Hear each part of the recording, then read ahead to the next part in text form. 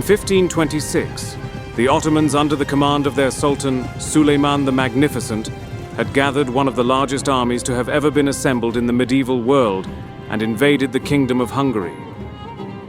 Upon their invasion, the Ottomans were met with no resistance from the Hungarians. Suleiman then sent a vanguard to besiege and capture the fortress of Petrovaradin, a key fortress which protected Hungary's southern borders across the Danube River. After 2 weeks under siege, the fortress eventually fell in late July under Ottoman rule. The Ottomans then took the nearby fortress of Ujlak soon after, giving Suleiman's Ottomans full control of the Danube River. With the Hungarian southern defenses now removed from the equation, Ottoman forces were now able to march directly into Hungarian lands, unopposed. During the capture of these forts, Suleiman's main army had remained stationed near the city of Belgrade, awaiting patiently for the news.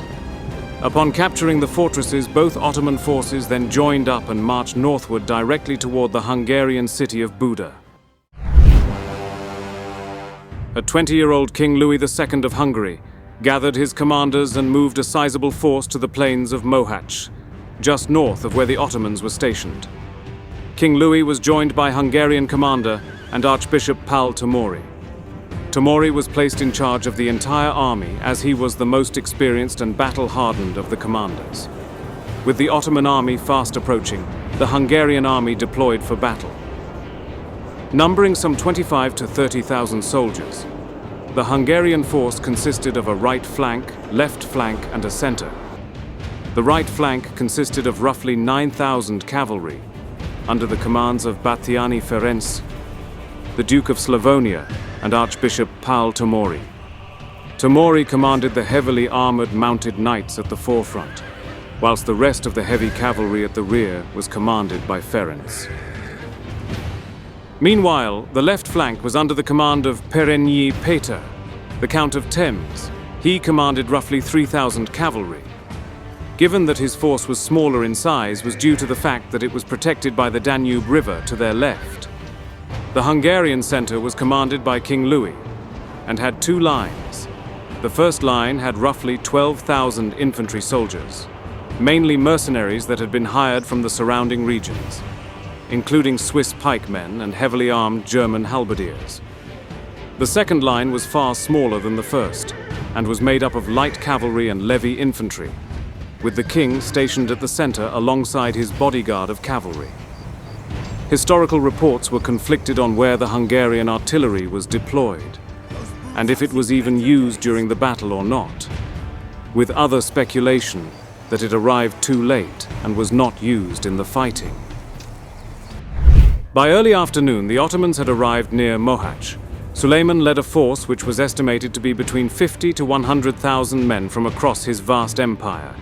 Historians estimate the number to be closer to 50,000. Suleiman had a much larger army than his Hungarian counterpart. He also heavily outgunned his enemies, with some accounts suggesting up to 300 cannons at the Sultan's disposal. Upon entering the battlefield, the Ottomans began setting up defensive barricades in order to protect their cannons and Janissary gunmen. The Ottoman army was divided into 3 divisions. The vanguard was commanded by Grand Vizier Ibrahim Pacha. His force consisted of a majority of Rumelian cavalry, with a few hundred professionally trained Janissaries that were equipped with the latest muskets. The Sultan's force at the center, consisting of Janissaries and Sipahis, were yet to catch up with their vanguard, whilst at the rear of the Ottoman force were the Anatolian soldiers, whom were still a good distance away from the rest of the army. With the Ottoman army not yet fully deployed and the vanguard still building their camps, Hungarian commander Tomori saw an opportunity to strike. He took the Hungarian heavy cavalry on the right and charged at them. Tomori realized early on that the Ottoman army heavily outnumbered his own. The plan was to overwhelm the vanguard as swiftly as possible, then charge at the rest of the Ottoman army before they could fully deploy, essentially fighting the Ottomans in separate battles. Realizing what was happening, the Rumelian soldiers stopped what they were doing, armed themselves, and hastily mounted their horses.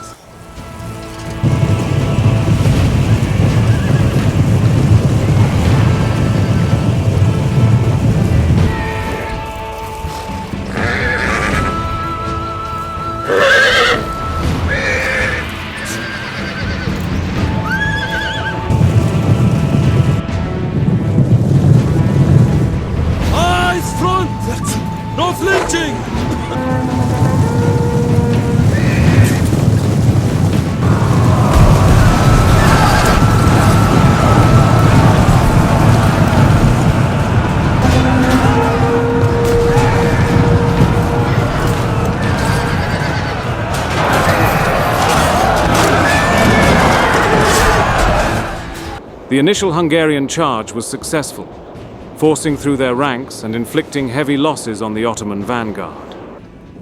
Timuri sent a messenger to King Louis requesting that the king send forth reinforcements. Although hesitant at first, King Louis ultimately decided to answer Timuri's call. Unfortunately for the king, his decision to not act swiftly allowed most of the Ottoman army to arrive onto the battlefield and take up their positions, thus losing the initial advantage that the Hungarians possessed.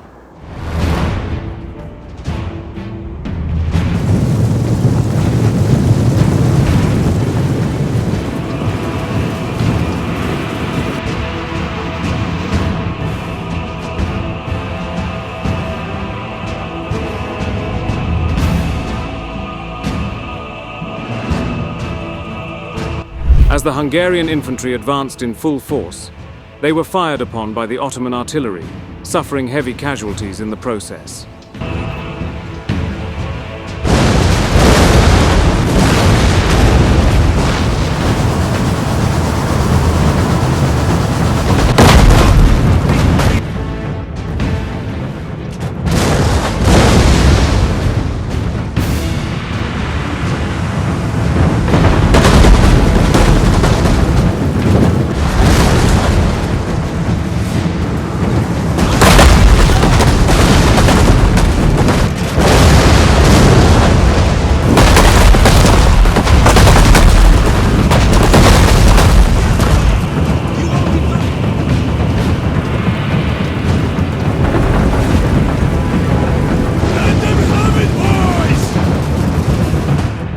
By the time the Hungarian infantry had reached the barricades of the Ottoman vanguard, Suleiman's main force had arrived. Timuri's strategy had completely backfired, and now the Hungarians were facing a numerically superior enemy head-on.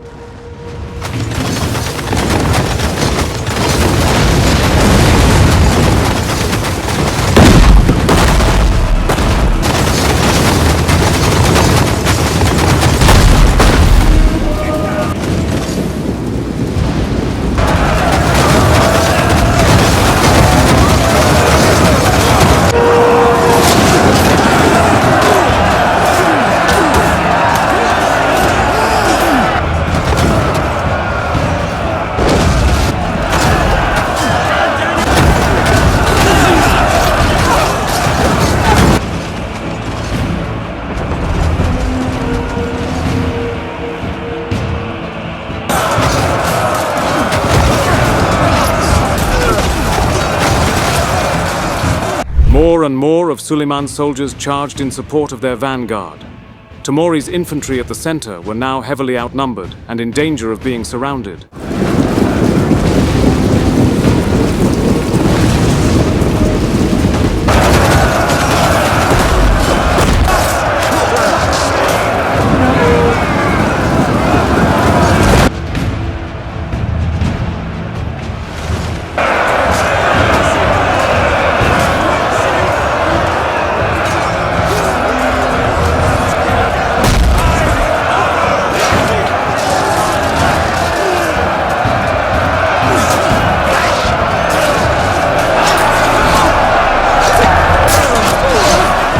King Louis's center and the Hungarian left quickly advanced in support of their vastly outnumbered counterparts.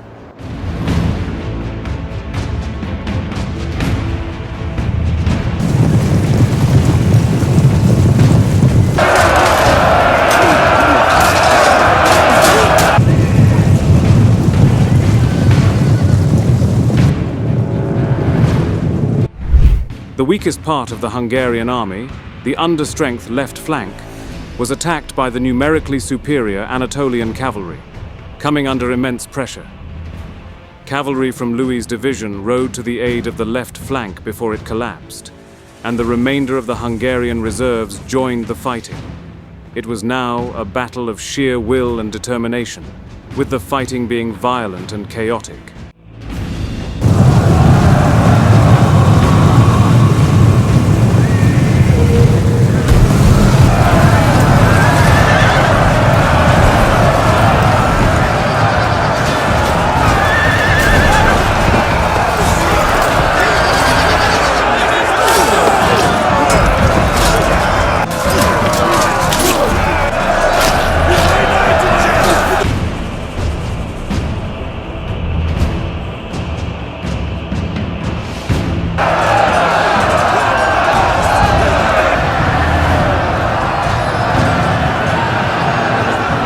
Under immense fire from Janissary muskets and Ottoman cannons, the Hungarian cavalry soon panicked and began retreating northward, exposing the infantry in the center. The Ottomans chased them towards the Danube River, with many Hungarians being killed during the retreat, including Commander Pál Tomori, who was believed to have fallen off his horse whilst attempting to rally his soldiers.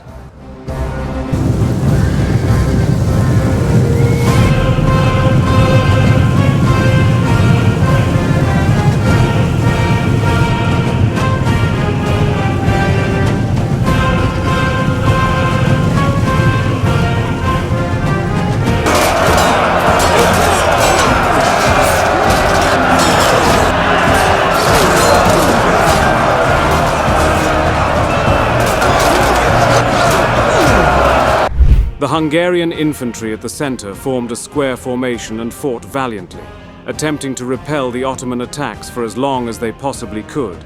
However, eventually they were overwhelmed, all being either killed or captured. The Hungarian army had suffered devastating losses at the Battle of Mohács. Estimates for the death toll give a range of 4,000 to 6,000 cavalry and over 10,000 infantry slain. Most of the Hungarian commanders were killed either during or after the battle.